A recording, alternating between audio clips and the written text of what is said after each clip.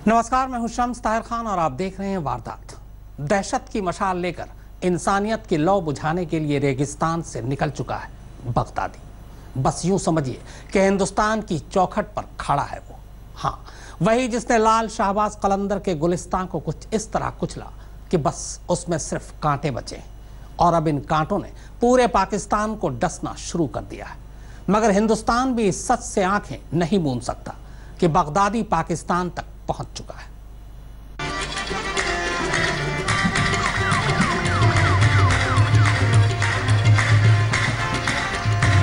ये अचानक ख्याल आया कि हम मर गए। ऐसे लग रहा था जैसे कि क़यामत का मंजर हो। मेरी दुनिया उजड़ गई, मेरी छोटी सी बहन ने माँ।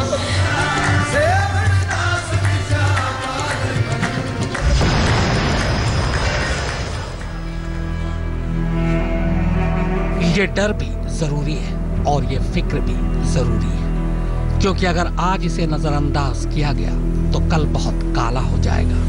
ISIS के इस झंडे के रंग जैसा काला। ये गम पाकिस्तान को मिला है, मगर सबक हिंदुस्तान के लिए भी है, ईरान के लिए भी है, अफगानिस्तान के लिए भी है और चीन के लिए भी। क्योंकि जिस नीयत से बगदादी के आतंकवादियों ने पाकिस्तान की सरजमी पर कदम रखा है, उसमें ये सब शामिल है। पाकिस्तान को तो बगदादी ने सिर्फ बेस बनाया है, वरना नजर तो इसने पूरे साउथ ईस्ट एशिया पर गाड़ रखी है। क्योंकि वो इन सब को मिलाकर the Islamic State of Khorasan बनाना चाहता है। जी हाँ, the Islamic State of Khorasan.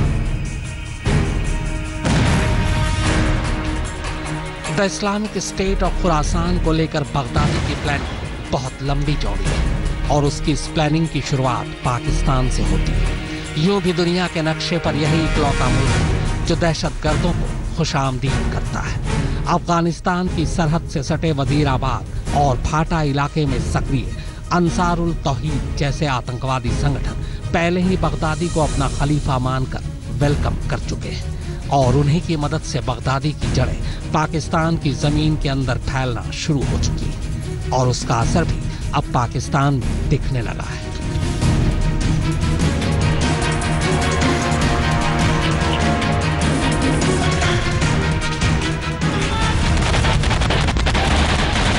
Baghdadi के खुरासान प्लान को समझने के लिए जरूरी है कि आप इस नक्शे को देखिए। हालांकि यूं तो उसने अपने ख्याल में पूरी दुनिया को दहशत के काले रंग में पोत रखा है, मगर आप इस हिस्से पर गौर कीजिए जिसे वो खुरासान कहता है। अफगानिस्तान और पाकिस्तान पर तो उसे लगता है कि वो वहां बहुत आसानी से अपनी पैठ बना लेगा, लिहाजा अब उसका पूरा फोकस हिंदुस्तान पर है। शुरुआत में तो उसने खुरासान का जो नक्शा दुनिया के सामने पेश किया था, उसमें हिंदुस्तान के गुजरात, राजस्थान, पंजाब, हरियाणा, हिमाचल, जम्मू कश्मीर और उत्तराखंड का हिस्सा शामिल था। लेकिन बाद में उसने पूरे हिंदुस्तान, श्रीलंका, नेपाल और चीन के आधे हिस्से को भी खुरासान में शामिल कर लिया। इसके अलावा जो और देश इस खुरासान के नक्शे में आते हैं, उनमें आधा ईरान, पूरा तुर्कमेनिस्तान, उज़्बेकिस्तान, कजाकिस्तान और किर्गिस्तान शामिल है। मगर अफगानिस्तान और पाकिस्तान में अपनी पैठ बढ़ाने के बाद उसने अपना सारा दिमाग और गिद्ध की नजर हिंदुस्तान पर गड़ा दी है। इसीलिए वो अपने गुर्गों के जरिए हिंदुस्तानी नौजवानों को बरगलाने की कोशिश में जुटा है। कुछ उसके बहकावे में आकर शामिल होने की कोशिश कर भी चुके हैं। हिंदुस्तान ही नहीं, बगदादी का प्लान पूरी दुनिया के नक्शे को काले रंग में रंगने का है। अमेरिका से लेकर रूस तक और सीरिया से लेकर यूरोप तक बगदादी की नजर है। दुनिया भर में आतंक और कत्ल गारत का दूसरा नाम बन चुका अबू बकर अल बगदादी के वर्ल्ड मिशन पर अगर गौर करें तो सामने आता है उसके नापाक मंसूबों का ये दूसरा नक्शा।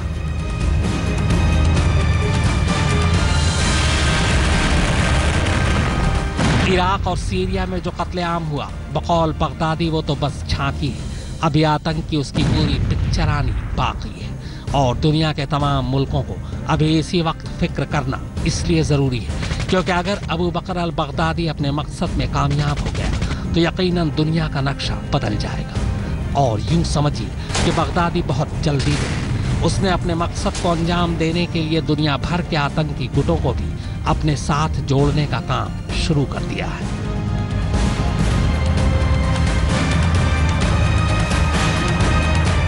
नाइजीरिया का बोको हराम, सोमालिया का अल शबाब और पाकिस्तान का अंसारुल तौहीद। बगदादी के हाथ पर हाथ रखकर उसे ये सब अपना खलीफा मान चुके हैं। भले इराक और सीरिया में उसकी शिकस्त ने उसके मंसूबे की रफ्तार को धीमा किया है, मगर धार अभी भी कुंद नहीं हुई है। दुनिया के कई देशों में उसे गुमराह नौजवानों का साथ मिलना भी खतरे की घंटी बजा रहे हैं। मतलब साफ है कि आतंक की आहट अब चौखट तक आ पहुंची है। आज तक ब्यूरो। पुरानी कहावत है कि इंसान जो बोता है वही काटता है। आतंक की आग में बुरी तरह झुलस रहे पड़ोसी मुल्क पाकिस्तान की कहानी कुछ ऐसी ही है। पाकिस्तान में अलग अलग वक्त पर अलग अलग हुक्मरानों और फौज ने आतंकवाद को अपने अपने फायदे के लिए इस्तेमाल किया। अब नतीजा यह है कि वही आतंकवाद सबसे ज्यादा अब खुद पाकिस्तान को लहूलुहान कर रहा है। और अब इस कड़ी में नया नाम जुड़ गया है बगदादी के आईएस का। 21 दिसंबर 2007 पेशावर के मस्जिद में फिदायीन हमला, 50 लोगों की मौत।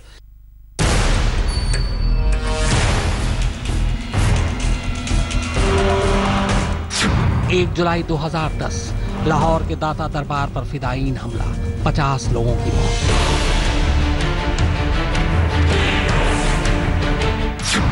2 नवंबर 2014 वाघा बॉर्डर पर झंडे की रस्म के दौरान फिदायीन हमला, 60 लोगों की मौत।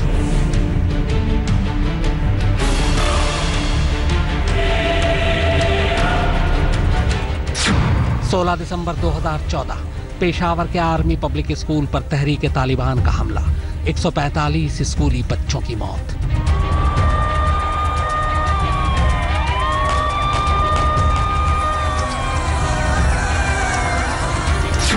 20 जनवरी 2016 बाचा खान यूनिवर्सिटी पेशावर, 25 बच्चों की मौत।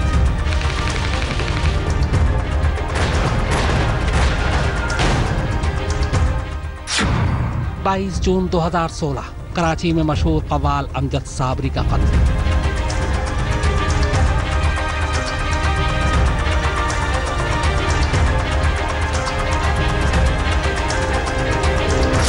27 मार्च 2016 गुलशन इकबाल पार्क लाहौर में फिदायीन हमला, 74 लोगों की मौत, 350 जख्मी।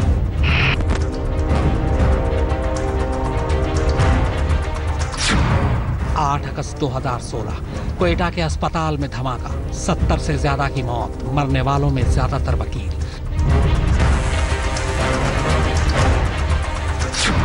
24 अक्टूबर 2016 क्वेटा में पुलिस ट्रेनिंग सेंटर पर आतंकवादी हमला, 60 लोगों की मौत, 190 जख्मी।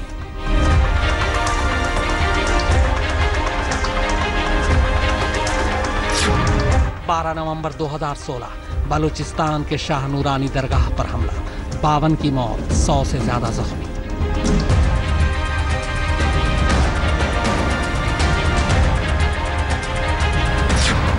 4 जनवरी 2017 डेरा इस्माइल खान में पुलिस मोबाइल पर हमला, 15 लोगों की मौत।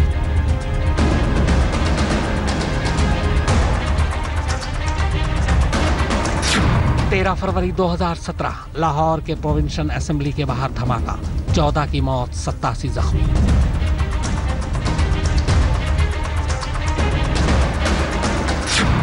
16 फरवरी 2017 सैवान में शाहबाज कलंदर की दरगाह पर फिदायीन हमला, 100 से ज्यादा लोगों की मौत।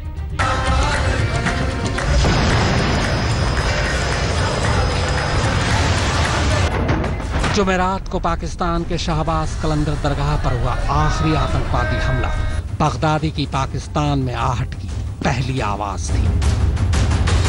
इस हमले के साथ ही बगदादी ने बता दिया है कि वो पाकिस्तान पहुंच चुका है और अब आगे की कहानी यहीं से आगे बढ़ेगी। जिस मुल्क में ओसामा तक को पनाह मिली हो, वहां उसके चेले बगदादी को कैसे और कितनी गंभीरता से रोका जाएगा, इस पर फिलहाल पूरी दुनिया की नजर होगी, खास तौर पर हिंदुस्तान की। पाकिस्तान में ऐसे आतंकी हमले और उनसे होने वाली मौतों की फहरिस्त ठीक कहां से शुरू होती है और कहां जाकर खत्म, ये सही किसी को नहीं पता। और इसकी वजह भी बड़ी सीधी सी है।